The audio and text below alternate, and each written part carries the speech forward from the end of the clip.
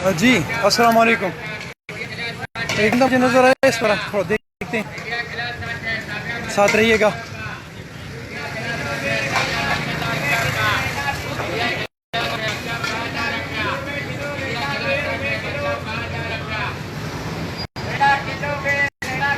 السلام علیکم. کیا حال ہے جناب, خیریت ہے؟ اللہ کا احسان جی, شکر ہے. کیا آپ کوئی معذوری ہے؟ جی معذور. کیا معذوری ہے؟ یہ ٹائیفائڈ ہو گیا تھا سر. ٹائیفائڈ ہو گیا, کتنے عرصے سے؟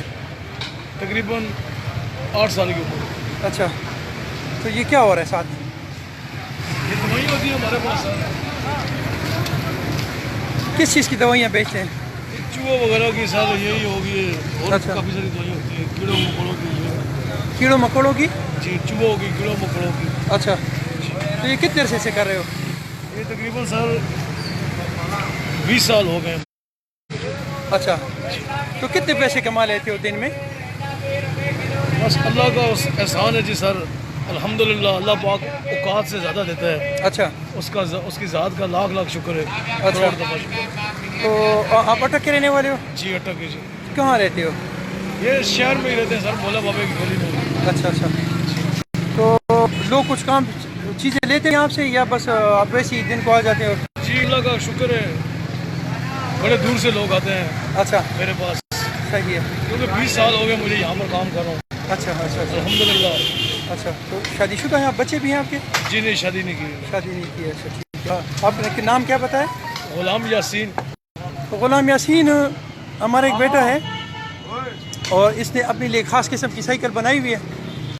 اور یہ جو بھیک مانگنے والے لوگ ہیں, ان کی بنسبت اس قسم کے لوگ جو ہیں ان کو اپریشیٹ کرنا چاہیے. اس نے پورا اپنا ایک موٹر سائیکل بنائی ہوئی ہے بلکہ, اور اس کا پورا ایک بہترین قسم کا نظام کیا ہوا ہے. دیکھیں, اور سب جو اہم چیز ہے, جو سب سے اچھی چیز مجھے لگی ہے وہ یہ کہ بھیک نہیں مانگ رہا, بلکہ یہ اپنی مزدوری کر رہا ہے. اس نے ایک چوہا بھی لگایا ہوا ہے, اور اس کو دوائی. کیا پاکستان میں اس قسم کے لوگوں کی اپریسیشن ہے؟ کیا ان لوگوں کو دیکھنے والا کوئی بندہ ہے, کوئی ڈپارٹمنٹ ہے, کوئی وزارت ہے جو ان لوگوں کو اپریشیٹ کرے اور ان لوگوں کو تھوڑا سا مزید وہ کرے, فائنینشلی ان کو تھوڑا سا ہیلپ کریں تاکہ یہ لوگ مزید بہتر ہوں, اور میرے اس ملک سے, ماں دھرتی سے یہ بھیک کی لت جو ہے یہ ختم ہو. اپنا بہت سارا خیال رکھیں اور مجھے اپنی دعا میں یاد رکھیں. السلام علیکم ورحمۃ اللہ. السلام علیکم.